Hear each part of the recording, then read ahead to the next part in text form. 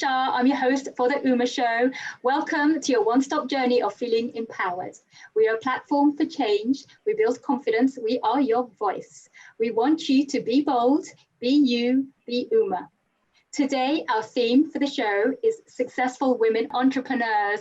And I'm so thrilled to be joined today by our goddess of go-getting, PriaVanda Chouhan, who is the owner and executive chef of Desi Gully in New York City.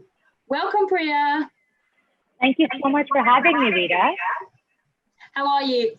I'm great. How are you? It's a very hot day in New York. It is, isn't it? So tell me, you're from Montreal. You're married to a Brit and you have 2 restaurants in New York City. How did that happen? So my husband imported me 11 years ago from Montreal, where I was born and raised. French is my first language, and I didn't know how to cook.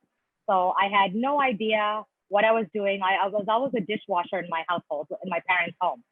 So the first year of marriage, they called it love weight or the newlywed 15, but we would eat out a lot. We'd go to all the nice restaurants, but it wasn't good for us. And we started craving home cooked meals. So, and then I'm like, okay, I got to start to learn how to do my mom's this and my mother-in-law's that. So I started calling them for recipes. They weren't successful. I made my chapatis were frisbees. Like, I didn't know that you had to pressure cook lentils before you cook them. Like, he ate rocks for dinner one night, my husband did. But then I started watching Rachel Ray and Food Network and Martha Stewart, and I got the proportions of cooking. And once I learned the proportions, I got really good at it. And here we are. We thought we should do something with my newfound talent. Amazing. And actually, I've tasted your cooking and it is amazing. So I can totally vouch for that. So obviously, you mentioned that you weren't a natural born cook. You sort of experimented and became really good and experienced as you went along. Would you say you kind of followed, I know you mentioned Rachel Ray and some of your your icons out there, but would you say you followed some sort of family recipes along the way? Any sort of Montreal takeaways that you bring here to New York City? Yeah. So the whole menu is built on family flavors and how we ate it at home, back home. So I'm not making my competitors' pati rolls. I'm making what I ate as pati rolls, and I hope people enjoy it.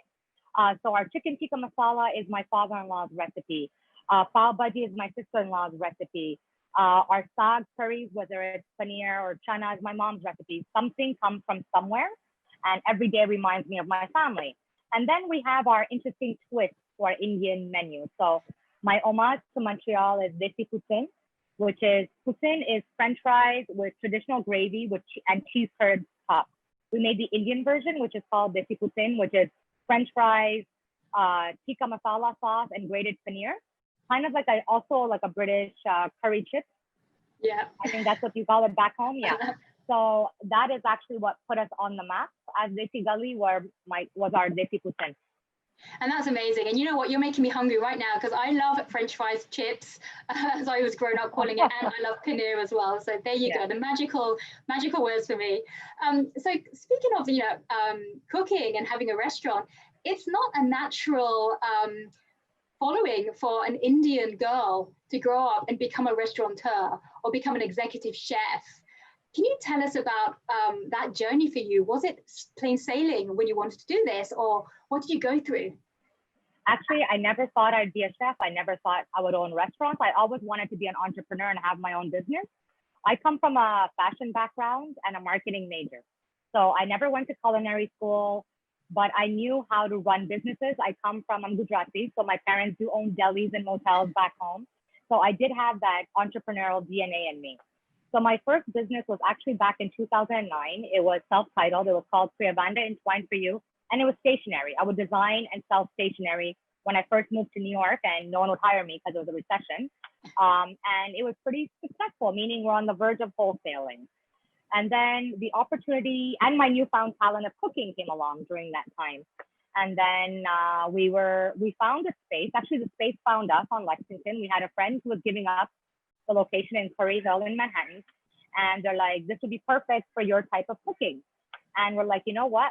Let's try it. The rent was good. It was either buying a condo or investing in a business. We decided to invest in a business. And here we are, 8 years later, Desi Gully was born. 8 years later, there we go. Wonderful, wonderful story, PriaVanda. So what would you take, I guess, budding entrepreneurs out there who want to do something similar, who have that dream, but they just don't know where to start? What would you tell them? I would say, like, don't make the mistakes I made. So my first year is, yes, I could cook. Yes, I can manage a business. But what it takes to be a line cook and what it takes on your body is something completely different. So my first year, I knew how to make recipes for 4, and it was translating them to make them for 100. And how much to make? Like, what are you going to sell today? And then, so I hired a line cook to help me. We were only 4 employees at the beginning, and he helped me take volumize these recipes and carry it through and not have wastage the next day. So I partnered with that. And another thing I would have done is I would have tried to work in a restaurant. So my only culinary experience is flipping burgers at McDonald's at 16, like every first job. And that was my only culinary experience. So I would say go work in a restaurant for 3 months, work in 100 degrees temperature. Like right now, you probably see my makeup is dripping because we're in the restaurant. But go get that 3-month experience, see what it does to your body. You're standing constantly, and see if you could handle that. If you could handle 10-hour shifts in a hot kitchen, then it's for you. Absolutely. And that's great advice, actually, because a lot of people confuse having a passion and the business side of it. And you absolutely need both. You can have the passion and be excellent at cooking or whatever skill you have, but unless you have the business acumen and you can put the two together successfully, you're not, it's a different story. So I think you're live an example of how you've merged that so well. And I think that's a great journey and story for us. Yeah. So I would like to just add one point to that. Is also don't think that owning a restaurant is going to be a hands-off business. You are, I wouldn't say a doctor because doctors are, on call constantly, but I'm on call. There's a problem, even with managers, it's not their business. This is your business. Like if something happens, they can't come, you got to go, or you just shut down for the day. So you got to be willing to make that sacrifice. Yeah, and actually that's very good words. As a fellow entrepreneur as well, I equate it to, and I have 2 small children, I equate it to have my 3rd child, but a baby who isn't yet potty trained, meaning you are on call 24/7 because, something happens, it's your business, it's your baby, you've got to take care of it. No matter what else happens, your back's on the line at the end of the day. Exactly. Yeah, very, very important to know that. Did you have any mentors or role models when you were starting out? I mean, it is difficult, and there are sort of folks out there that we all look up to in the business world, or in your case also the business and the restaurant world as well. Yeah, so because I grew up in North America, I tended to think of Rachel Ray. Honestly, I'm going back to her because I loved her start. She started selling being a cooking demo in grocery stores. So she would just do she was self-passionate about cooking, and she would just do these demos, and she got discovered. She doesn't come from a culinary background. She doesn't call herself chef, but she is #1 on the Food Channel today. And then I met Manit Chouhan. She is also a fellow chef by accident. And I wasn't following her journey then, but I followed her after I tell you this funny story. She actually came into Lexington location, our first year of business. She was friends with my neighbor, and my neighbor said, oh, go check out this Gully. And she came in and she was talking about the menu and inquiring about the menu. And she's like, yeah, I'm a chef as well. I'm like, well, if you ever need a job, my friend is hiring, without knowing who she was. And she was a judge on Top Chef. And like, I had no idea. But after discovering her and meeting how humble she was in person, I've been following her journey, and hats off to her as well in her journey. What an incredible story, Priya. And I've got to say, it's sometimes when you least expect it that paths cross. It's all about, sometimes being at the right place at the right time, or when the timing is right, really. So I think that's a great story. Thank you for sharing that one. I know personally, just from having a business as well, that sometimes things don't go according to plan. Things go wrong when you least expect it, and you just have to pick yourself up. But that makes or breaks you. There are so many businesses that fail almost overnight, and others succeed because of some sort of resilience and your passion. Do you have an example that you could share with us where you've actually met with some sort of resistance, or something's happened and you actually came out on top of that? So basically, our #1 biggest trial, I'm going to talk about 2020, COVID, right? COVID happened in March. I actually saw your husband the week before social distancing started. My husband and I made a decision that we were going to stay open during COVID. Reason being, #1 is if we close, we're not going to reopen. Like, Right. we did not know how long this was gonna go on, but we closed. Desi Gully is done. And we're lucky enough that we actually live in between the locations, so I could walk and not have to take Ubers or public transport. I am the head chef. I know my recipes. Our restaurants don't need a lot of positions to fill. So if staff couldn't come in, it's fine. World carries on. So that was our biggest resistance. And what ended up happening is we actually had a crew of employees that said, we're all not going to come in today. So she'd be forced to close and we could all go on unemployment. But little did they know that Priya could do it all. And Vishal, my husband, would come in. He would work from here. He would answer the phones and take the delivery, because it was all takeaway. It was all takeaway and delivery. He would answer the phone.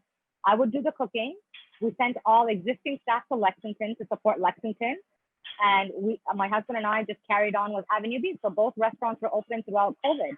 So you just have to deal with it. It's almost like you're given something and you just have to turn it around in almost a split second. And I think that also speaks to just having a support network as well. In this case, obviously, Vishal was a pillar of strength who happened to be very, very hands-on as well. And that's incredible. And I think that's really important as well. Like, having that support, whether it's someone directly or finding that support elsewhere as well. 100%. That's a great story. Yeah, absolutely. Yeah.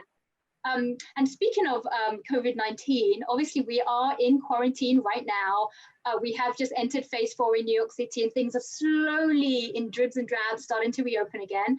I can see you're in the restaurant right now, the beautiful sign, Desi Gully is behind you. I can see customers and someone just took something off your pantry right there. Obviously, as a business owner, you've had to pivot as well. Tell us a bit about that. I mean, because I remember this being almost overnight for you. Yes. So in April, we got a lot of calls like, can I have a bit of rice? Can I have a bit of this? People did not want to go out. And because we were delivering, we're already built as a delivery takeaway model. It was easy for us to include rice in someone's order. And I'm like, yes, let me do this. And then it hit me, DG Pantry actually hit me fully is when I wanted to go to my local grocery store because I wanted to make bread. I wanted to make focaccia. All on Instagram I saw was focaccia this, sourdough that. I'm like, I need yeast and it's something I don't carry in the restaurant. I go to the queue, it's an hour. We're open 7 days a week. I'm at this point working like 80 hours a week. I'm like, I don't have the hour to wait in queue. I had an hour break. And I'm like, you know what? I'm calling my suppliers, yeast for everyone. Like, we cannot wait in these lines anymore. And I get it because they didn't have the staff to support their volume. Their staff was sick. I get it. Nothing to these local grocery stores, but if you could get an hour delivery in New York City, you'd get an hour delivery in New York City. And that's how DG Pantry was born. We really wanted to help essential workers as we were. Like us as essential workers couldn't go out there to go do our own personal thing. So we wanted to help fellow essential workers. And that's how DG Pantry was born. Incredible. And what a story. I love that.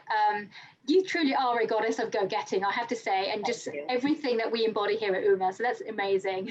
So what's next on the radar for you, for Desi Gully and for PriaVanda personally? Well, there's two things in the pipeline. We actually signed our first partnership franchise last December. Due to COVID, they were supposed to open in March. That didn't happen. So we're just waiting for the Department of Buildings, DOB, to give them their permits so we could open our first partnership restaurant in Ozone Park, Queens. Excellent, congratulations. And secondly, DG Pantry has been very successful for us. We've been blessed with it. We are now launching nationwide, which started on Monday. So any 48 contingent states can get DG Pantry and our meal kits nationwide with 2-day free shipping. Amazing. I'm going to look out for that. And I know people watching this will be looking out for that too. So very exciting stuff there. So you're always working, as we just discussed. But what do you do to relax? I know we've hung out personally as well sometimes, but tell our fans, we want to know a bit about Priya. What do you do in your spare time? When you have spare time, that is. Okay, you guys are going to find this hilarious, but I cook. I cook in my spare time. So I cook Desi Gully recipes all day. So especially for meal kits right now, we're experimenting a lot. My husband's baking a lot. So we spend a lot of time in our home kitchen. I enjoy Netflix. Don't get me wrong. I know it sounds very lazy of me, but everyone keeps talking about these shows like Indian Matchmaking and Money Heist. Like, I think I'm on episode 3 of Indian Matchmaking. I get like an hour of TV time a day. And I'm like, I got to get through the show. So this really helps me switch off, look at somebody else and really helped me switch off. I'm not a yoga girl. I wish I was. I need to get into that, but I wish. One of my things to do one day is get into yoga. I completely hear you there. And also, you know, just Netflix and binge watching, this is the time that, you know, I've certainly been doing it a lot too. You know, I've never really, as people say, found the time to do it, but you make time. And then I realized that, you know what, this is a complete distraction from reality, you know? Yes, so it's really, really good to do that there. Yeah. Well, thank you so much for sharing all of those stories. Anyone you want to give a shout out to today? For anyone who's watching, I'm actually in my restaurant. You will actually see me in the restaurant. So if you guys do come by, please come and say hi. My name is PriaVanda. I'm either on Lexington or Avenue B, Monday to Friday. So please come in. And again, I want to thank my husband for supporting us through the journey of letting me do my crazy ideas and believing in that they'll work. Amazing. Well, thank you so much for coming on our show today, Priya. Everybody, PriaVanda Chouhan, executive chef and owner of Desi Gully in New York City.